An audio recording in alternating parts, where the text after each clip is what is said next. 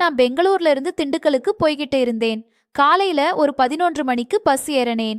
பெங்களூர்ல இருந்து திண்டுக்கல் போறதுக்கு சுமார் ஒரு 9 மணி நேரம் ஆகும்.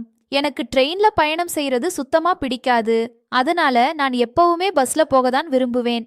நான் பெங்களூர் பஸ் ஸ்டாண்ட்ல பஸ்ல ஏறினப்போ அங்க பெருசா கூட்டம் இல்ல. எனக்கு ஜன்னல் ஓரமா சீட் கிடைச்சது. நான் நிம்மதியா அந்த சீட்ல உட்கார்ந்தேன்.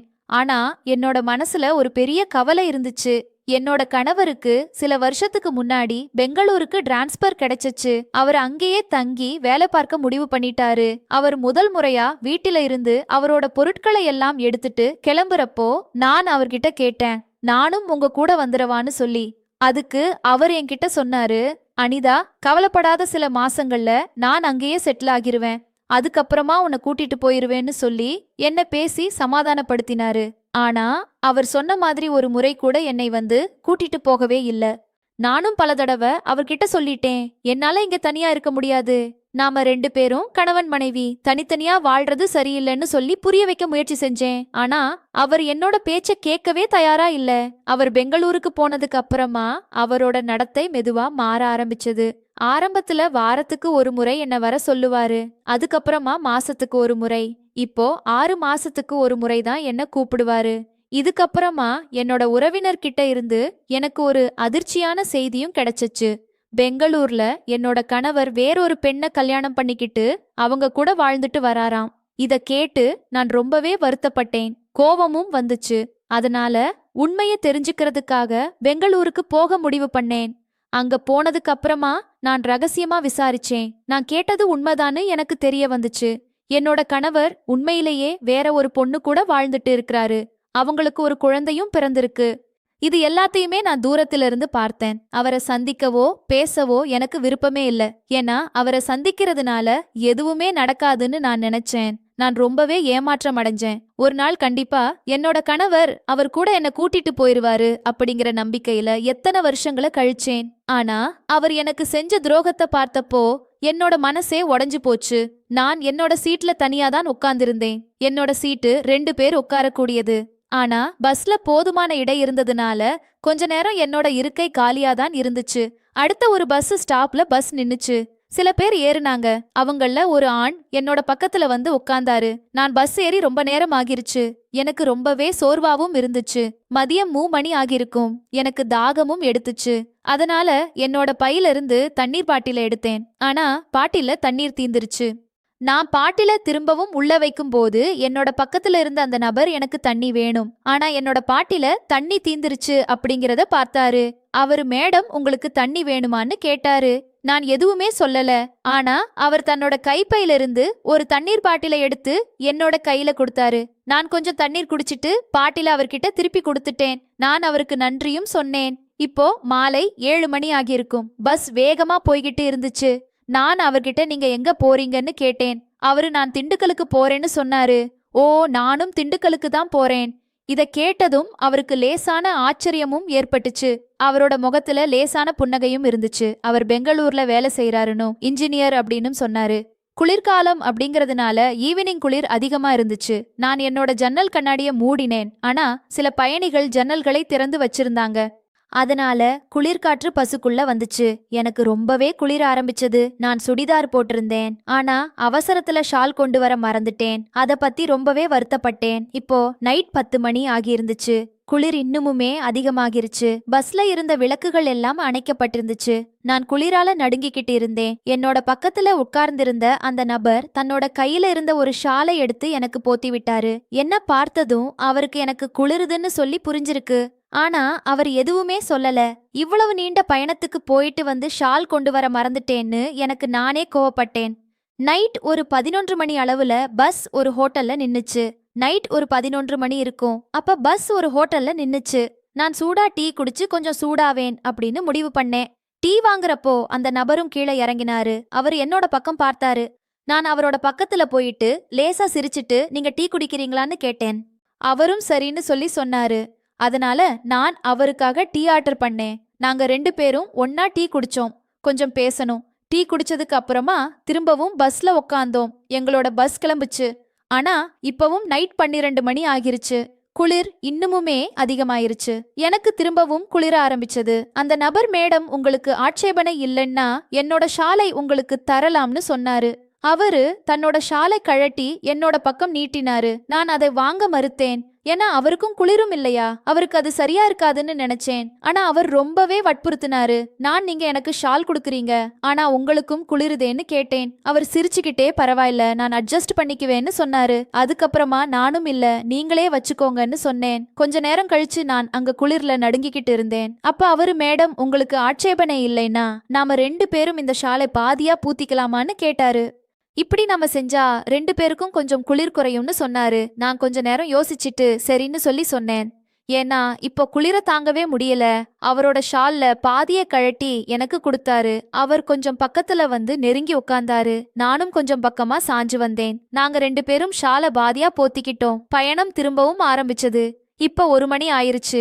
இன்னும் சில மணி நேரங்கள்ல நாங்க திண்டுக்கல் போய் சேர்ந்துருவோம். இப்போ குளிர்ல இருந்தது எனக்கு கொஞ்சம் குறைஞ்ச மாதிரி ஒரு ஃபீல் ஆச்சு. நாங்க 2 பேரும் பக்கத்து பக்கத்துல உட்கார்ந்திருந்ததுனால அவரோட உடல் சூடு எனக்கு கொஞ்சம் ஆறுதலை தந்துச்சு. கொஞ்ச நேரம் உட்கார்ந்திருந்ததுக்கு அப்புறமா அவர் கொஞ்சம் சங்கடமா உணர்ந்தாரு. மேடம், என்னோட கை கொஞ்சம் ஜாம் ஆகிருச்சு. என்னோட கைய உங்க தோள் மேல வச்சுக்கலாமா? உங்களுக்கு எந்த பிரச்சனையுமே இல்லையான்னு கேட்டாரு. அதுக்கப்புறமா அவரு, மேடம் என்னோட கை கொஞ்சம் ஒரு மாதிரி இருக்கு, என்னோட கைய உங்க தோள் மேல வச்சுக்கலாமா? உங்களுக்கு எந்த பிரச்சனையும் இல்லையான்னு கேட்டாரு. நானும் சரி பரவாயில்லன்னு சொன்னேன். அவர் தன்னுடைய இடது கைய என்னோட தோள் மேல வச்சாரு. இதனால நாங்க இன்னுமுமே நெருக்கமானோம். நான் அவருக்கு நன்றி சொன்னேன். நல்ல வேளை நீங்க எனக்கு ஷால் கொடுத்தீங்க, இல்லன்னா இந்த குளிர்ல எனக்கு ரொம்பவே கஷ்டமா இருந்திருக்கும். அவரும் சிரிச்சுக்கிட்டே, ஒருத்தருக்கு ஒருத்தர் உதவி செய்யறதுல என்னங்க இருக்கு, எனக்கு எப்பவுமே உதவுறது ரொம்பவே பிடிக்கும். அவரோட சுபாவம் எனக்கு ரொம்பவே பிடிச்சிருந்தது. அதனால அவர்கிட்ட உங்களோட பேர் என்னன்னு கேட்டேன். அதனால நான் அவர்கிட்ட உங்களோட பேர் என்னன்னு சொல்லி கேட்டேன். அவரும் என்னோட பேரு குகேஷ் அப்படின்னு சொன்னாரு. நான் என்னோட பேரு அனிதான்னு சொன்னேன். அவர் சிரிச்சுக்கிட்டே நல்ல பேருன்னு சொன்னாரு.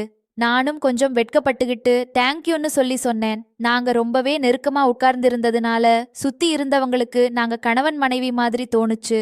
அதுக்கப்புறமா குகேஷ் பேச ஆரம்பிச்சாரு. எனக்கு பஸ்ல பயணம் செய்யற பழக்கையில நான் எப்பவுமே ட்ரெயின்ல தான் போவேன். ஆனா இன்னைக்கு முதல் முறையா பஸ்ல பயணம் செஞ்சேன். எனக்கு பஸ்ல பயணம் செய்யறது ரொம்பவே சலிப்பா இருக்கும்னு சொன்னாரு. நான் சிரிச்சுக்கிட்டே, அப்படியா, எனக்கு பஸ்ல பயணம் செய்யறது தான் ரொம்பவே பிடிக்கும்னு சொன்னேன். அதுக்கப்புறமா அவர் தன்னோட பையில இருந்து மொபைல் எடுத்து பார்த்தாரு. இப்போ 2 மணி ஆகிருச்சு.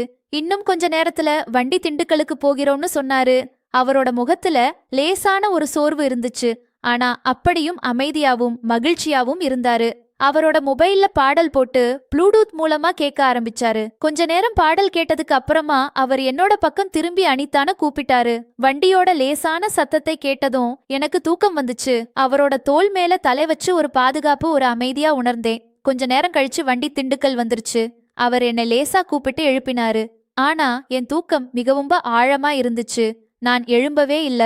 அதுக்கப்புறமா அவர் மெதுவா என்னோட முதுகலை தட்டி எழுப்பினாரு. நான் வேகமா எழும்பிட்டேன். அவரோட முகத்துல ஒரு இனிமையான புன்னகை இருந்துச்சு.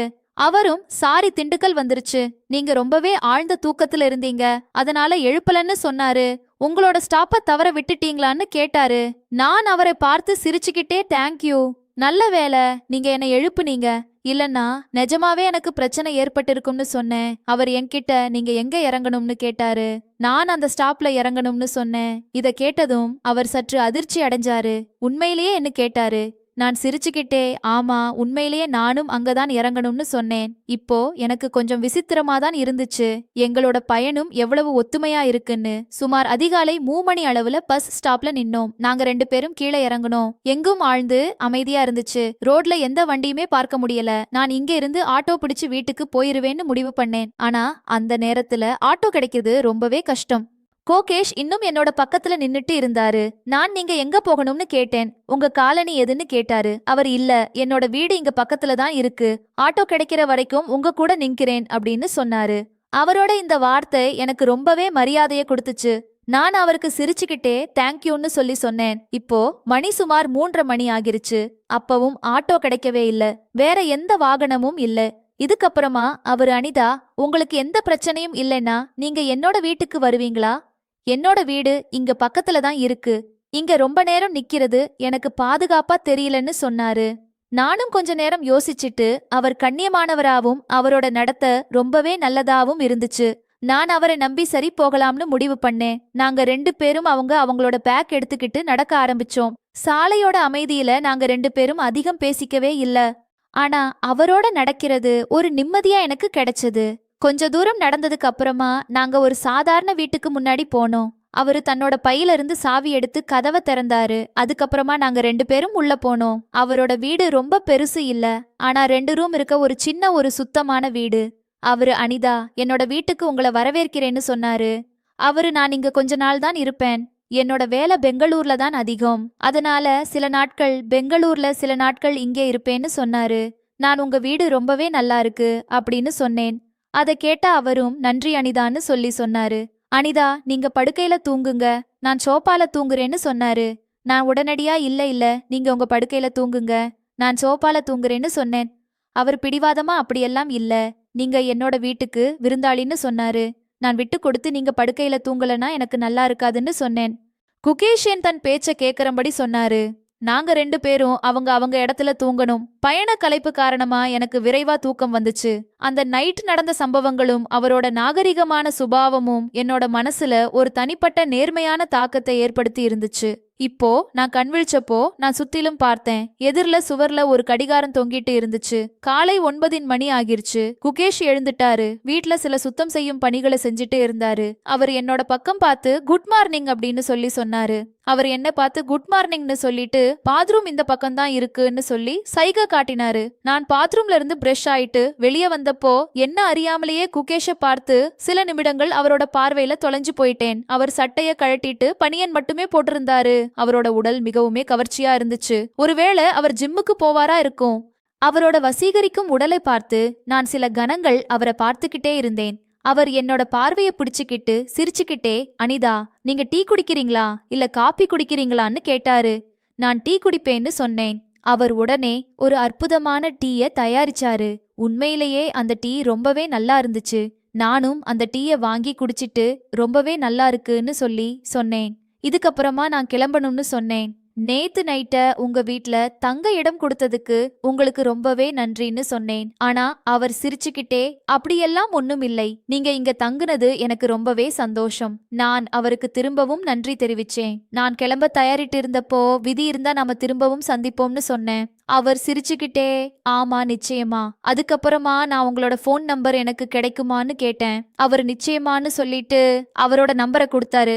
நான் உடனடியா அவரோட போனுக்கு ஒரு மிஸ்டு காலும் கொடுத்தேன். அவரோட வீட்டில இருந்து வெளியே வந்து என்னோட வீட்டுக்கு போய்கிட்டு இருக்கும்போது குகேஷோட நினைவுகள் என்னோட மனசுல திரும்ப திரும்ப வந்து போச்சு. அவரோட நடத்த, அவரோட சாதாரணமான பேச்சு, அவர் செஞ்ச உதவி எல்லாமே என்னோட மனசுல ஆழமான தாக்கத்தை ஏற்படுத்தி இருந்துச்சு. நான் என்னோட கணவரை தவிர வேற எந்த ஆண்கிட்டையும் இத்தகைய உணர்வுகளை ஒருபோதும் அனுபவிச்சதே இல்லை.